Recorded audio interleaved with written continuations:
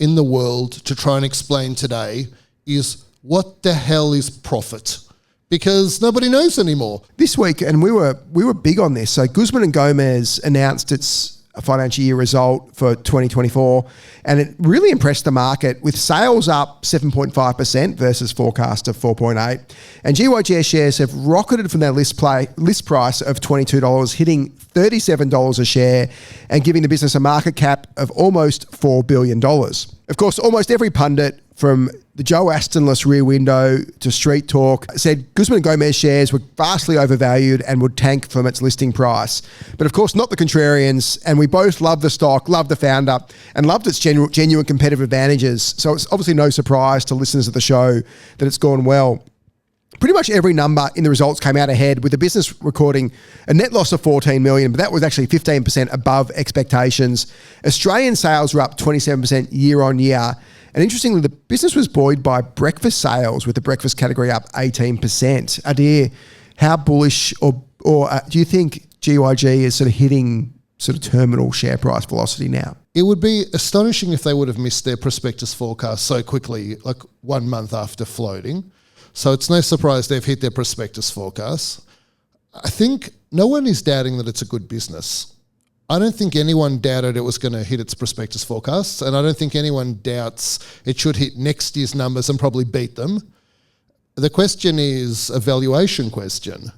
Can it justify the valuation? I think their focus on going for the breakfast market is very smart. I think they're basically trying to get tradies in the morning who are going to buy expensive cafe food and they're going to buy burritos instead. I think that's pretty smart. But do I think it can justify the valuation? We'll find out in a year or two. It was easy to remember that this business floated at $22 a share, and almost every pundit said it was worth 15 or 16. So they've been off by orders of magnitude. And I think it goes to, when we look at Hamilton Helmer's forces, and this business has genuine power. It's got genuine process power. It's got an ever-improving brand. So we talk about brand a lot as one of the obvious powers. And the brand, it had a brand, it spends money on marketing, but the brand got significantly amplified, ironically, by the IPO. And that's one of the great benefits of a retail IPO. Do you think so? Like, absolutely. The media, the financial media were all over the IPO.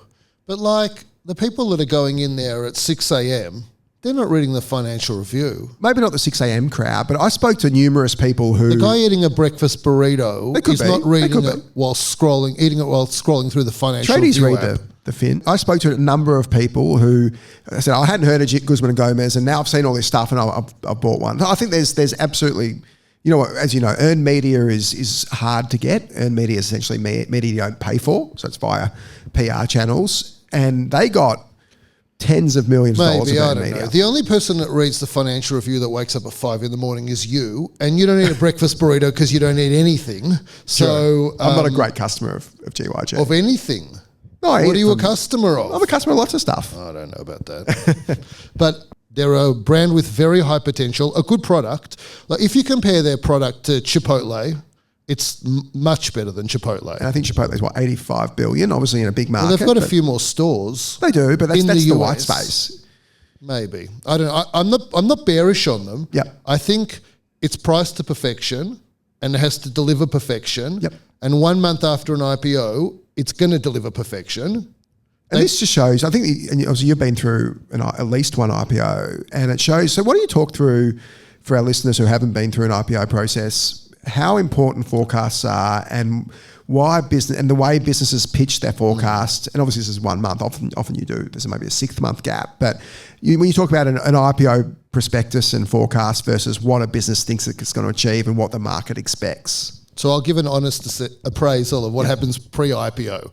So you have a business and the GYG is not profitable. Or it famously makes EBITDA, but not net profit. Oh, but the EBITDA is because of the accounting treatment of the stores. There's leases and there's some stuff in there. I want to hop on about this for 1 second again before the IPO chat. So when you think about profit and loss in the business, you think about we make this revenue, we have these expenses, and we make profit. And that was good in like 500 years ago. That was pretty simple. We make some bricks, we sell them. This is how much it costs to make bricks. We made some money. What can you buy? Not much 500 years ago. But and so now the problem is this. This year, they changed the accounting rules and they said, if you have a lease, we're not going to call that an expense, which is a novel concept. And they said, we're not going to call it an expense because you've committed to the lease for, say, 3 years, and so that's a liability. And so we can't just expense the liability. It's not how accounting works. Too simple. So we're going to make it more complicated. So we're going to put the liability on the balance sheet. That's what you own and what you owe. And you owe this liability. Over the next 3 years, you have to pay off this lease. And so now we have to get, somehow every year, we have to get a little piece of that liability onto the expenses. Okay, so how do we do that? Well, that liability is now going to be depreciated onto the profit and loss. What that means is, instead of sitting as an operating expense, it's going to sit underneath the operating expenses. So we have something called earnings before interest, tax, depreciation and amortization, EBITDA. Well, this is before depreciation. That means when we talk about the EBITDA number, we're not including any of the payments for leases. And if you happen to have stores, well, a lot of your expenses are payment for leases. And so it's great to quote an EBITDA in the current environment if you're a business with lots of leases, because you basically don't have to pay those expenses inside your EBITDA. This is a great point. A couple of things from this. By the way, I just want to add one more point. Not all of the lease is depreciated. Some of the lease, I literally spent half an hour 2 days ago rereading this IFRS 17 or 15 or whatever it is. It is some of the most boring stuff I've ever read. And I went through medical school. That's a high bar. And basically, you go and back calculate hypothetically how much of what you're paying is depreciation and how much is interest. And the interest, that hits as a finance expense. And the rest of it... Where does interest come into a lease? Yeah, because what you were... I don't want to get into the whole technical detail, but there's a right to use asset that you calculate, and then there's a cost of capital that you calculate, and then if you have a fit out that you're given and you're $100,000 paid for to fit out, well, you have to calculate that, and what you end up with is depreciation of the right of use asset and an interest payment. It's a nightmare. The accountant who thought of this is an absolute flog. It's completely destroyed EBITDA. I can't even explain it. It's destroyed cash flow statements as well, because now when we were looking at, we'll talk about Accent soon.